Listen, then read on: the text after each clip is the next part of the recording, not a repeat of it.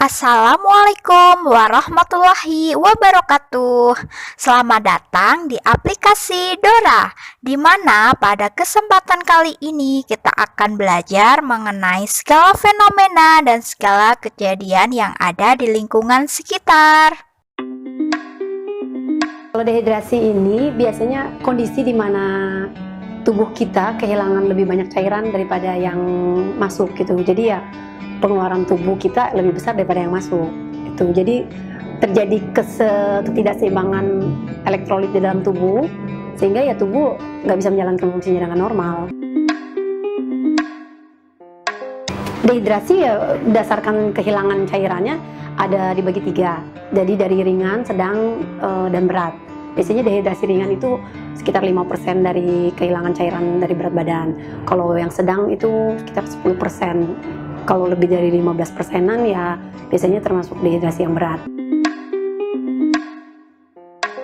Kalau masih dehidrasi ringan atau sedang, biasanya keluhan ringan sih biasanya, paling lemas, pusing, terus haus, mulut juga rasa kering, terus mungkin kulit juga biasanya terasa kering.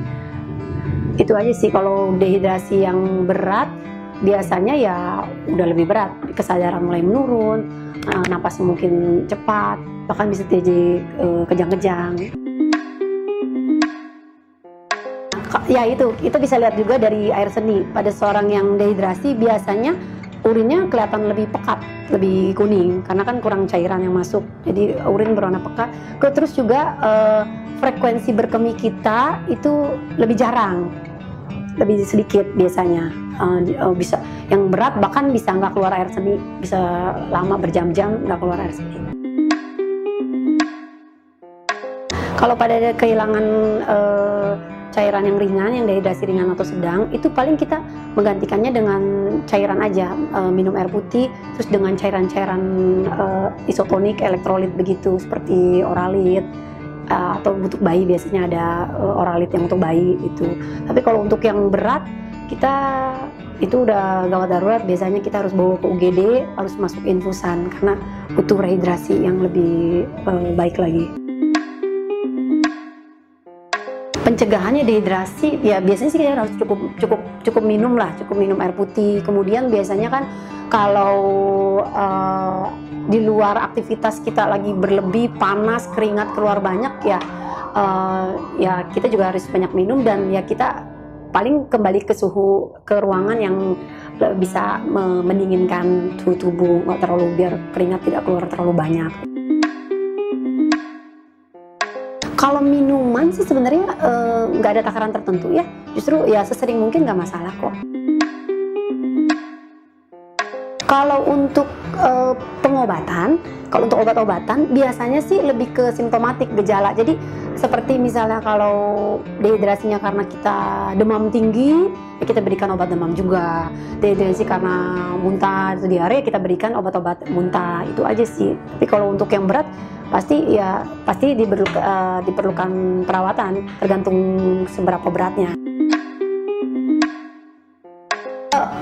Umumnya sih biasanya anak kecil, karena anak kecil kan ya maksudnya tubuh juga cairannya sedikit ya, terus juga biasanya kan anak kecil pola makan susah, minum juga suka malas minum. Sehabis gitu. berolahraga, tenggorokan kalian pastinya akan terasa kering dan kehausan.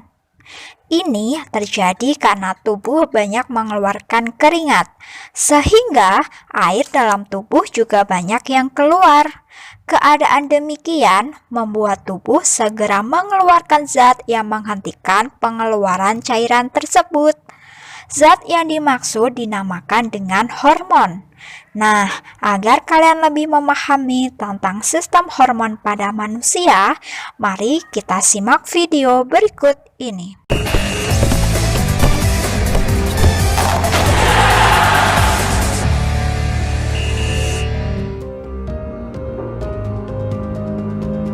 Mega bintang Lionel Messi lahir dan besar di Rosario, 300 km sebelah barat laut dari Buenos Aires.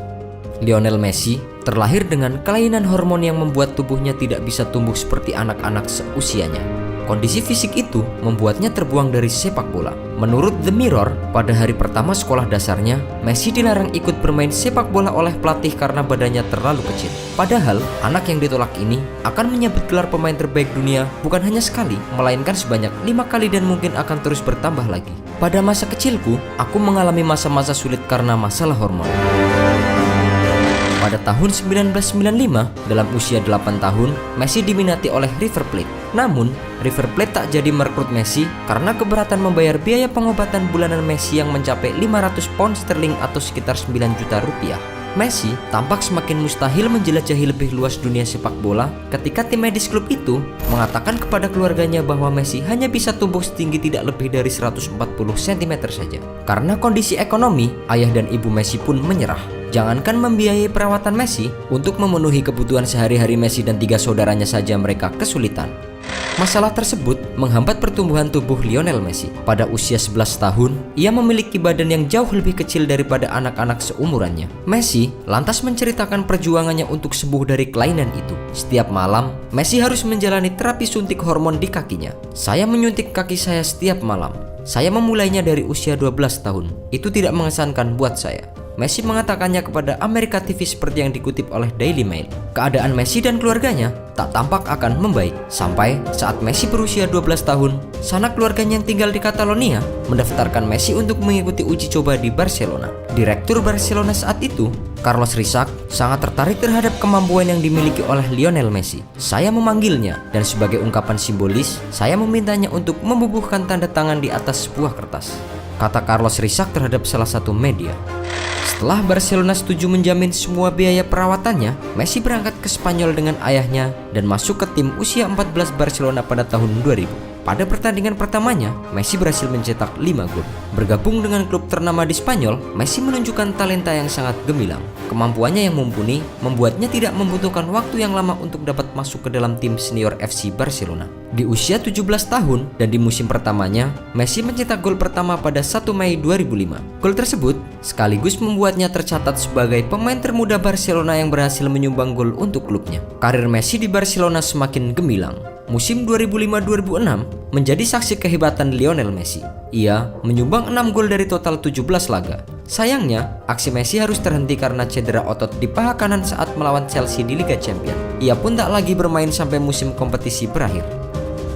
1 tahun setelah cedera, Lionel Messi kembali comeback gemilang di laga derby melawan musuh bebuyutan Barcelona Real Madrid. Lulusan sekolah La Masia itu sukses mencetak hat-trick di laga El Clasico meski akhirnya pertandingan harus berakhir imbang dengan skor 3-3. Kini, Lionel Messi telah tumbuh menjadi salah satu pemain sepak bola terhebat yang telah diakui dunia. Berbagai gelar juara telah ia persembahkan untuk klubnya Barcelona. Tak hanya itu, pencapaian individunya juga sangat luar biasa. Ia menjadi pemain pertama yang berhasil memperoleh 5 gelar pemain terbaik dunia, yang kemudian rekor tersebut disamai oleh pesaingnya Cristiano Ronaldo.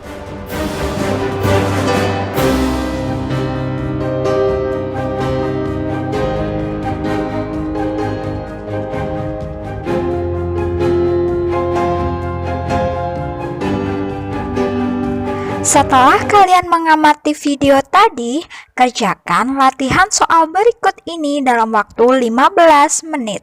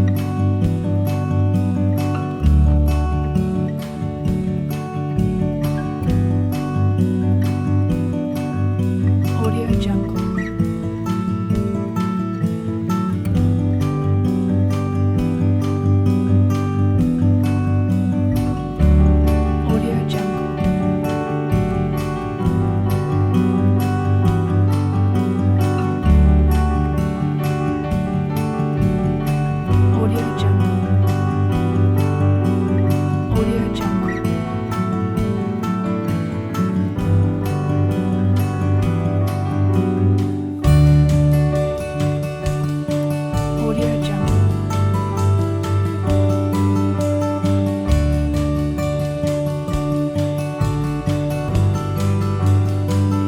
Audio Jungle.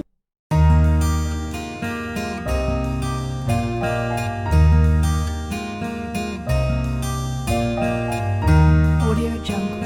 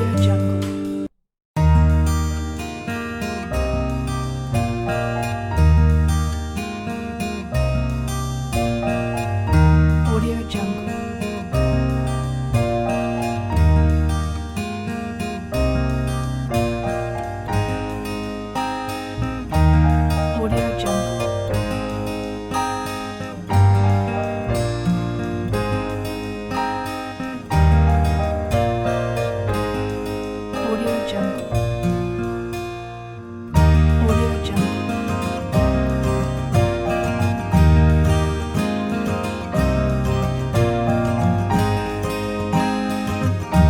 Audio Jungle.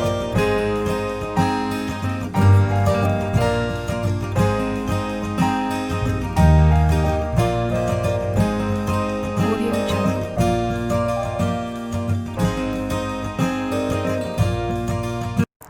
Untuk menambah pengetahuan kalian, mari kita menyimak ulasan materi berikut ini.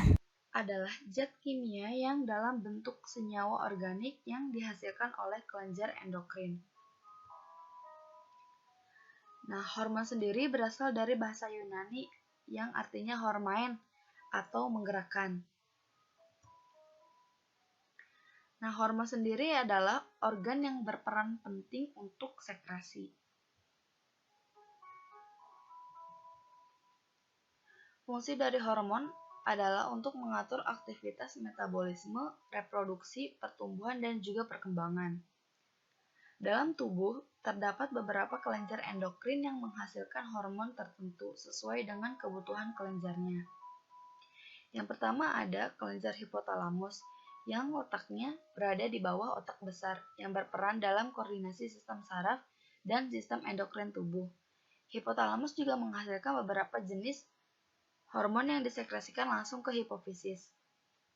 Yang pertama ada GNRF, CRF, dan juga TRF.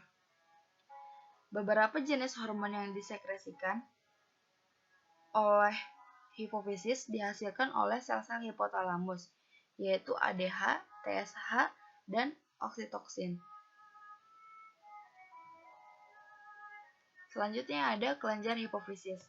Kelenjar hipofisis adalah kelenjar yang paling banyak menghasilkan hormon yang letaknya berada di dasar otak atau di bawah hipotalamus.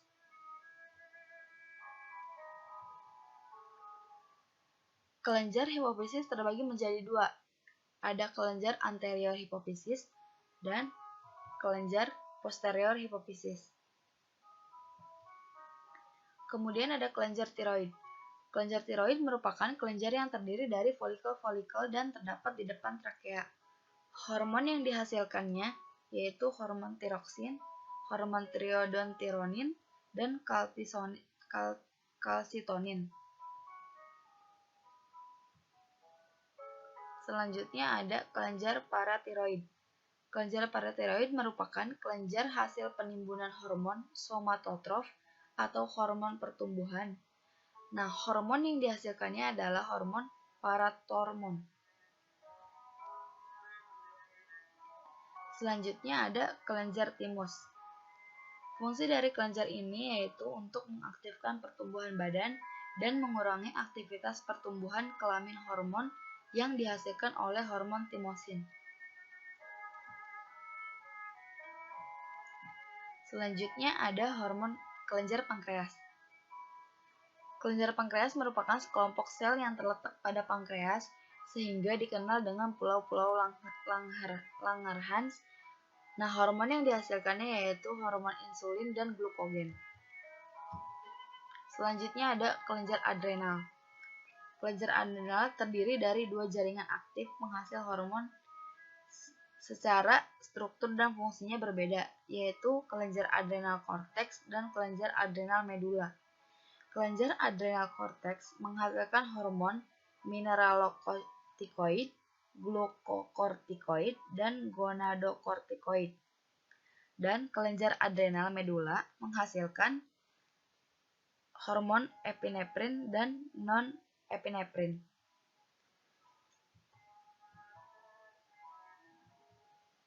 Selanjutnya, kelenjar kelamin. Kelenjar kelamin terbagi atas dua kelenjar, yaitu kelenjar ovarium dan kelenjar testis. Kelenjar ovarium menghasilkan hormon estrogen dan progesteron, dan kelenjar testis menghasilkan hormon testosteron. Berikut ada beberapa penyakit yang berhubungan dengan hormon. Yang pertama yaitu penyakit Addison, sindrom Cushing, sindrom adrenogenital, diabetes mellitus, hipotiroid, dan hipertiroid. Itulah tadi serangkaian kegiatan kita pada hari ini. Jangan lupa like, komen, dan subscribe. Jika ada pertanyaan, silakan ditulis di kolom komentar yang ada di bawah. Sampai jumpa pada kegiatan selanjutnya. Wassalamualaikum warahmatullahi wabarakatuh.